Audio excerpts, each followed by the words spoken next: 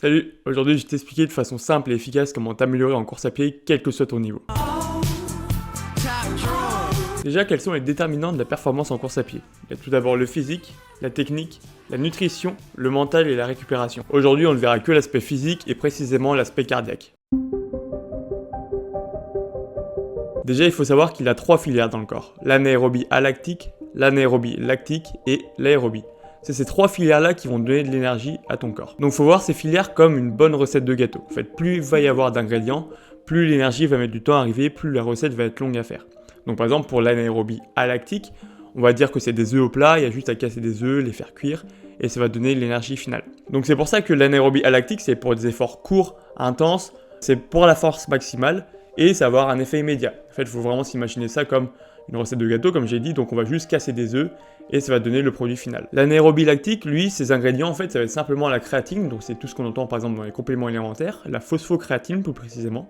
Donc le corps, il va prendre cette phosphocréatine, il va faire quelques réactions en chaîne, et hop, ça va créer à la fin de l'énergie. L'anaérobie lactique, lui, son ingrédient, ça va être le glucose, ça va être le sucre. Donc le corps, il va prendre cette molécule de sucre, il va la transformer en réaction en chaîne pour fournir de l'énergie. Sauf que le glucose est un peu plus gros, donc il va mettre un peu plus de temps pour le dégrader et pour créer de l'énergie au final. Donc c'est pour ça que l'anaérobie lactique va être efficace au bout de 10 secondes et va durer environ 2 minutes. C'est pour des efforts qui vont être intenses, pas proches de la force maximale, mais qui vont quand même être très intenses. Donc par exemple, 50 mètres en natation, c'est très intense et ça dure entre 10 secondes et 2 minutes. La dernière filière, du coup, c'est la filière aérobie. La filière aérobie, c'est la filière de tous les jours, c'est la filière d'endurance. Donc par exemple, là, je suis assis sur ma chaise, je suis en filière aérobie. Quand je vais courir un 10 km, un marathon, un semi-marathon, ça, je vais être aussi en filière aérobie. En fait, c'est vraiment tout le spectre de l'endurance. Donc c'est une filière qui va mettre 2-3 minutes à arriver, parce qu'il va y avoir beaucoup d'ingrédients. Les ingrédients, qu'est-ce que ça va être? Ça va être soit le sucre, soit les graisses, soit les protéines. Les protéines, c'est en dernier recours, c'est vraiment s'il n'y a plus rien dans le corps, ça je ferai une vidéo précise là-dessus. Donc voilà, les ingrédients principaux, ça va être le sucre et les graisses. Les sucres et les graisses, en fait, il va mettre un petit peu d'oxygène, un peu de sucre ou un peu de graisse, et ça va me prendre du temps à arriver, ça va prendre 2-3 minutes à arriver. Donc c'est une filière qui dure de 2-3 minutes à un temps indéfini. Donc comme je l'ai dit, en fait, là je suis assis sur ma chaise, je peux rester assis sur ma chaise indéfiniment, même si au bout d'un moment je me ferais chier, mon corps il va pas être fatigué. Quand je dors, je suis en aérobie, etc. L'intensité, du coup, ça va être une intensité qui va être plus ou moins élevée. Ça peut être d'une intensité pas du tout élevée, donc quand je dors, à une intensité assez élevée, par exemple quand je suis à un 10 km. Un 10 km, je suis quand même en aérobie parce que ça dure plus que 2 minutes. Si tu as déjà compris ça, si tu as compris qu'il y a 3 filières dans le corps, donc l'anaérobie alactique pour des efforts très intenses mais qui seront très courts, l'anaérobie lactique pour des efforts intenses mais un peu plus longs, entre 10 secondes et 2-3 minutes, et l'aérobie pour tous les autres efforts, donc des efforts très peu intenses ou quand même à une certaine intensité, et qui vont durer de 2-3 minutes à un temps théoriquement infini. Donc maintenant qu'on a vu tout ce qui était filière, on va pouvoir parler de tout ce qui est capacité et puissance. Donc la capacité, qu'est-ce que c'est? La capacité, il faut imaginer ça comme un gros château d'eau, en fait comme le réservoir de ton château d'eau. Plus ton réservoir va être gros, plus tu auras une grande capacité. Et la puissance, qu'est-ce que c'est? Ça va être la taille du robinet. Donc plus tu auras un robinet qui va être énorme, plus tu vas pouvoir débiter. Et à l'inverse, si tu as un robinet qui est tout petit, tu n'auras pas beaucoup de puissance, tu ne vas pas pouvoir beaucoup débiter. Donc je te donne un exemple, si ta puissance elle est de 3 énergies par seconde, donc tu peux consommer 3 énergies par seconde, et que ta capacité est de 9 énergies, tu vas pouvoir tenir 3 secondes à cette intensité-là. Par contre, si ta capacité est de 30 000 énergies, là tu vas pouvoir durer un certain nombre de temps. Donc c'est pour ça que c'est intéressant de travailler les deux, parce que si tu as une grande puissance mais une toute petite capacité, tu vas pouvoir tenir cette puissance vraiment pas beaucoup de temps. À l'inverse, si tu as une grande capacité mais une toute petite puissance, tu vas pas pouvoir aller vite, tu vas pas pouvoir fournir beaucoup d'énergie, et du coup tu pourras pas augmenter ton temps en endurance, tu pourras pas augmenter ta vitesse. Si on reprend les différentes filières, la capacité de l'anaérobie alactique, ça va être 30 secondes grand maximum. Tu vas pouvoir utiliser cette filière pendant grand maximum 30 secondes. Et la puissance, si tu l'utilises à une puissance maximale, tu vas pouvoir tenir seulement 3 à 5 secondes. Donc par exemple, si tu soulèves une charge lourde en musculation, c'est un effort, une répétition qui va durer 3 à 5 secondes, et après tu pourras plus parce que tu seras à une intensité de 100%. La capacité de l'anaérobie lactique, ça va être 2-3 minutes maximum.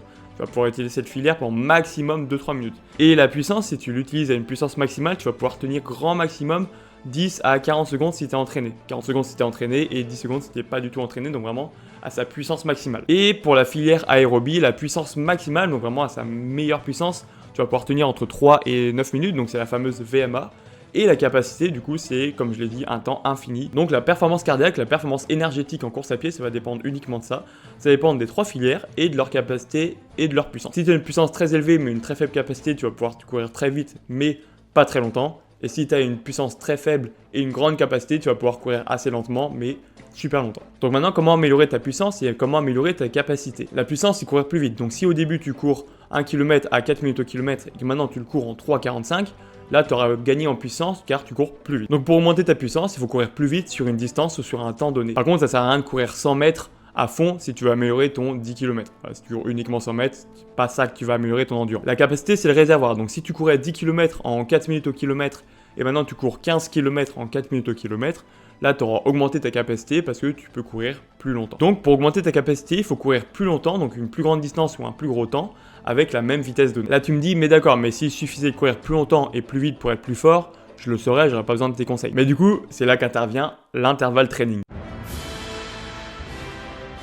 Vous avez sans doute déjà entendu parler du HIIT, donc High Intensity Interval Training, ou entraînement en intervalle à haute intensité. L'intervalle training, c'est la même chose, mais il n'y a pas forcément la notion de haute intensité dedans. Donc c'est simplement HIIT. Ce qui est pratique avec le corps, c'est qu'il ne fait pas la différence si tu cours 3000 mètres à la suite ou si tu cours 3 fois 1000 mètres en incluant du repos dedans. Donc pour le corps, en fait, il aura les mêmes adaptations physiologiques et les mêmes bénéfices, en fait, si tu cours 3000 mètres à la suite ou si tu cours 3 fois 1000 mètres. En revanche, pour vous, ce sera beaucoup plus facile de courir 3 fois 1000 mètres avec du repos que de courir 3000 mètres à la suite. C'est ça, la magie du HIIT, c'est inclure du repos pour que le sportif puisse faire une distance, un temps, une vitesse donnée, mais que le corps ait les mêmes bénéfices et les mêmes adaptations physiologiques. Donc pour améliorer ta puissance sur 5 km, tu peux courir par exemple 5 fois 1000 mètres à une vitesse plus élevée que ta vitesse de course. Et pour améliorer ta capacité, tu peux courir 6 fois 1000 mètres, 3 fois 2000 mètres, 4 fois 1500 mètres, à la même vitesse de course que tu as sur ton 5 km, mais du coup sur une distance plus élevée. Le repos que tu prendras fera dépendre de la difficulté. Si tu prends un repos très court, ça va être proche de ta course réelle, donc ça va être plus difficile. En revanche, tu prends un repos plus long, là ça va être plus facile. Pour du HIIT long, donc c'est ce qui nous intéresse sur des courses d'endurance, donc le HIIT long c'est quoi? C'est courir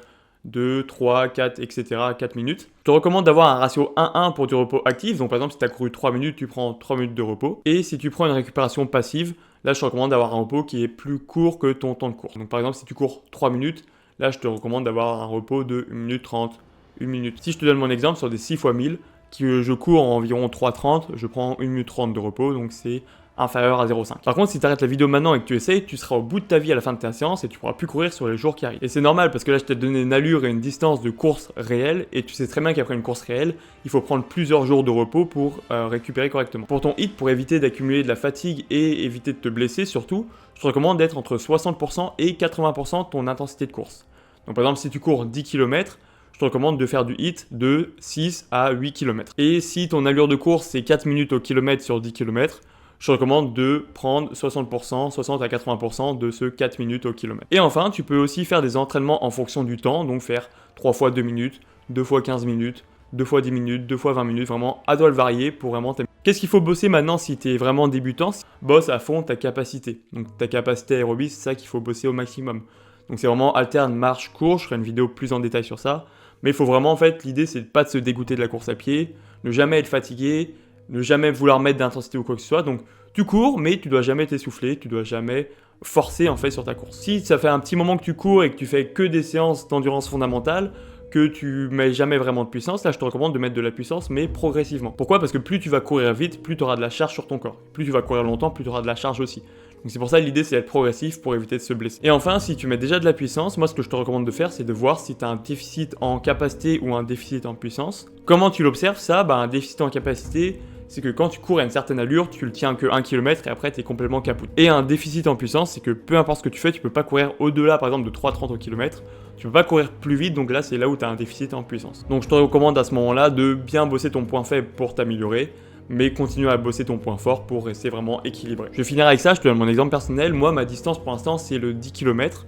Donc, qu'est-ce que je fais? Je fais des séances de 6 fois 1000 mètres ou des séances de 3 à 4 fois 10 minutes qui correspondent à mon temps de course. N'oublie surtout pas d'être progressif. Ok, la vie, c'est un marathon, c'est pas un sprint. Tu peux pas t'améliorer en 2 semaines, 1 mois. Au risque de te blesser. Donc vraiment, fais progressivement, monte les marches une par une, et c'est là où tu prendras le plus de plaisir dans ton sport. Si tu veux une vidéo plus détaillée sur la notion de seuil, sur la notion de zone, sur la notion de VO2, de VMA, de vitesse critique, tu peux l'écrire en commentaire. Si ça t'a plu, tu peux t'abonner, mettre un pouce bleu, partager et même écrire un petit commentaire, ça me fera plaisir. Et tu peux me suivre aussi sur Strava où je mets des blagues ou sur Instagram. Allez, ciao!